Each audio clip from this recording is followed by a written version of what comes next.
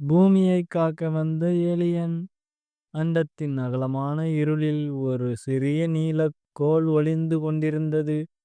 அது பூமி. ஆனால் அந்த அழகான கோள் மெதுவாக காய்ந்து கொண்டிருந்தது. மாசு, புகை, வெட்டப்பட்ட காடுகள். மனிதர்கள் தாங்களே தங்கள் வீட்டை அழித்துக் கொண்டிருந்தார்கள். அந்த நேரத்தில் வானத்தில் ஒரு பிரகாசமான ஒளி தோன்றியது. அது ஒரு விண்கலம்.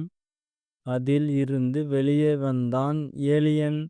அவன் மனிதனைப் போல இருந்தான். ஆனால் அவன் கண்கள் நீல ஒளியுடன் ஜொலித்தன.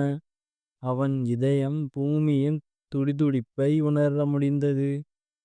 இந்தக் கோள் அழிந்தால் அண்டத்தின் சமநிலை குலையும் என்று அவன் மெதுவாக சொன்னான். ஏலியன் மனிதர்களை அழிக்க வரவில்லை, அவர்களை மாற்ற வருகிறான். அவன் ஒரு சிறிய கிராமத்தை தேர்ந்தெடுத்தான். அந்த கிராமத்தில் பரத் இயற்கையை நேசித்தவன். ஆனால் யாரும் அவன் சொல்வதை கேட்கவில்லை. ஒரு நாள் இரவில் ஏலியன் பரத் முன்னால் தோன்றினான். நீயே இந்த பூமியின் நம்பிக்கை என்றான். பரத் பயந்தான். நான் ஒரு சாதாரண பையன்தான் என்றான். ஏலியன் சிரித்தான். மாற்றம் எப்போதும் ஒரு சாதாரண மனிதனிடம் இருந்துதான் தொடங்கும். அவன் பரத்துக்கு ஒரு விதை கொடுத்தான்.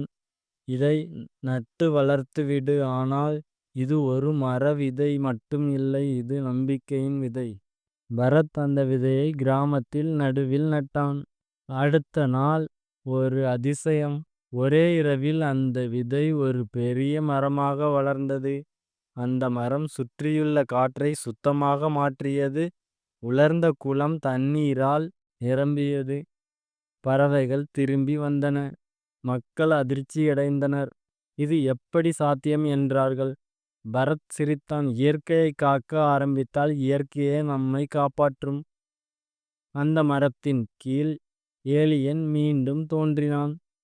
நான் செய்ய வேண்டியது முடிந்தது, இனி பூமியை காப்பது உங்கள் கையில் என்றான். அவன் விண்கலத்தில் ஏறி மறைந்தான்.